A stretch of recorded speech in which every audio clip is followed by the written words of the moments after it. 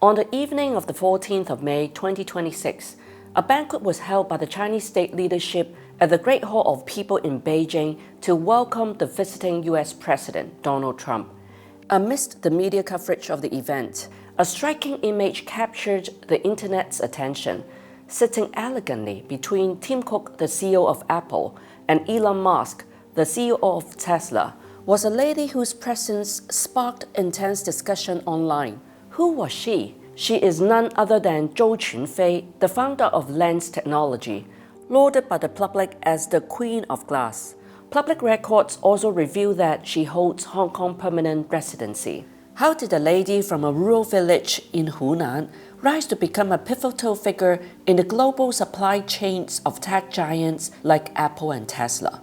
It is an inspiring tale of personal resilience, but it is also a narrative that mirrors the grand transformation of a nation, evolving from poverty to global prominence. In 1970, Zhou Qunfei was born into a rural village in Shanshan, Hunan province. Her father was blind, and her mother tragically passed away when Zhou was just 5 years old. As she later recalled, the family lived in a dilapidated house where it rained heavily outside and drizzled inside. Yet, despite his blindness, her father refused to surrender to fate. Relying solely on his skill in weaving bamboo baskets, he supported his 3 children and even managed to send them to school for a period. As a child, Zhou would often hold her father's hand, hawking bamboo baskets along the roads. It was here that she truly learned what it meant for a child of poverty to run a household early.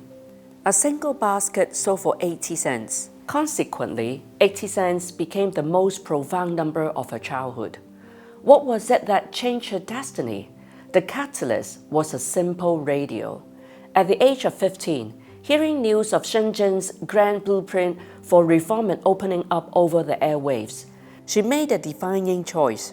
She quit school and decided to head south to work. She pleaded with her uncle, who was visiting home, to take her to Shenzhen.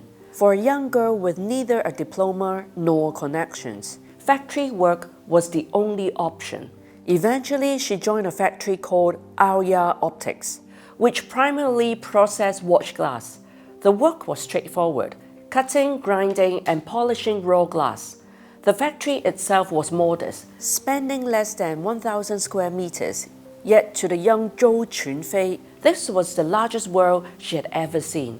There was another reason she chose Aoya Optics: its proximity to Shenzhen University. By day, she labored tirelessly on the assembly line. By night, whilst her colleagues went shopping, dating, or to the cinema, she attended night school at Shenzhen University, studying accounting and computer skills. A few years later, her relentless efforts bore remarkable fruit.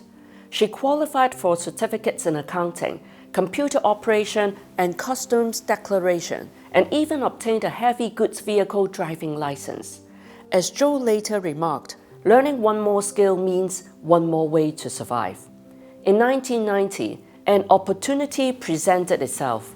Her factory was undergoing an expansion, but midway through construction, the owner lost confidence and prepared to withdraw his capital. Zhou approached the owner and put herself forward, asking for a chance to manage the project. The owner reasoned that rather than letting the factory go to waste, it was better to let her try. Once the factory was completed and operational, its main business was printing characters and patterns onto watch glass. Zhou applied the screen printing technology she had taught herself, and the results were exceptional. Very quickly, this factory became the company's top-performing department. In 1993, armed with just 20,000 Hong Kong dollars saved from her wages, Zhou took a few relatives and rented a residential flat in Bao'an, Shenzhen. There, she established a small workshop named Hangzheng Glass. Initially, she only took small piecework orders for watch glass processing. But is opportunity not always reserved for those who are prepared? A friend approached her with a contract for a batch of TCL flip phone screen panels. searching for a processor.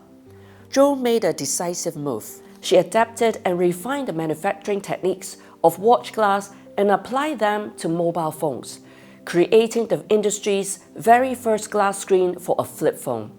Its scratch-resistant performance far surpassed the plastic materials of the era, making her an overnight sensation in mobile phone circles.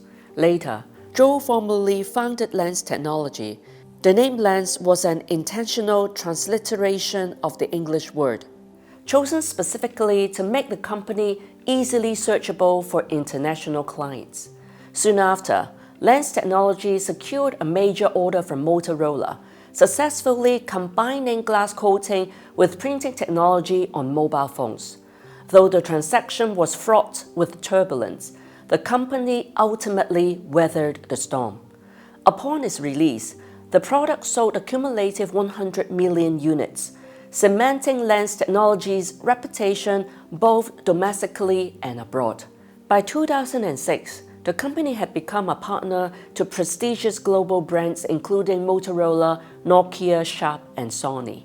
Yet, what truly propelled Zhou Qunfei's career to the pinnacle was a defining moment in 2007. Steve Jobs, the then CEO of Apple, made the audacious decision to discard the easily scratched plastic screens for the first-generation iPhone, opting instead for glass. Having already manufactured for numerous mobile brands, Lens Technology caught Apple's eye. The requirements for the first-generation iPhone screen were punishingly stringent. It had to be exquisitely clear, yet robust enough to resist wear and tear.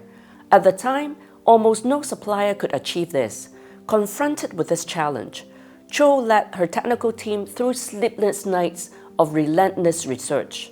They finally broke through the technological bottleneck, successfully compressing the glass thickness from the standard 1.1 mm to just 0.7 mm, while boosting light transmittance to 92%.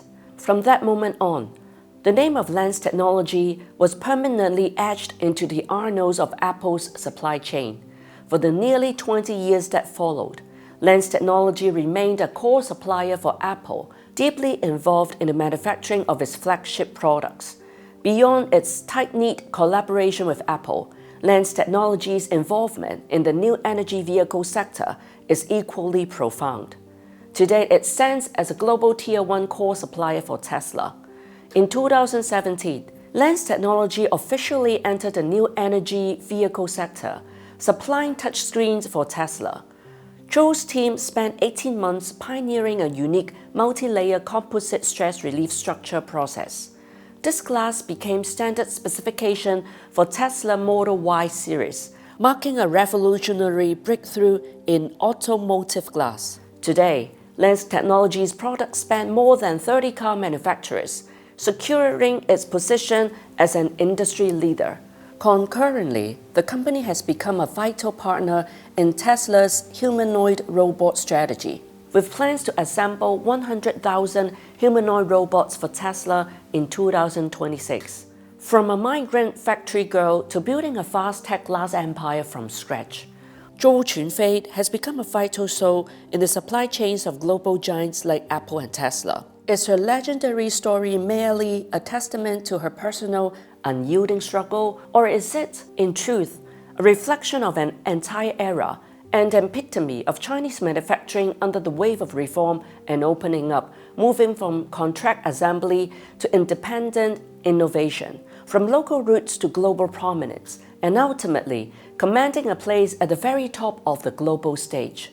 Seeing the achievements our nation has made today, I believe everyone already has the answer in their hearts. Thank you for watching. I'll see you next time. Goodbye.